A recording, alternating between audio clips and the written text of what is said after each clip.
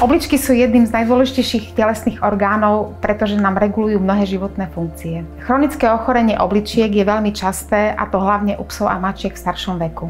Vo všeobecnosti ide o ochorenie, ktoré sa vyvíja pomaly a môže trvať dlho. Kým my začneme vidieť prvé príznaky ochorenia, prvým signálom je zvýšená potreba vody a tvorba moču. Medzi ďalšie príznaky patrí zvracanie, hnačka, strata telesnej hmotnosti, ale aj zápach stlamy.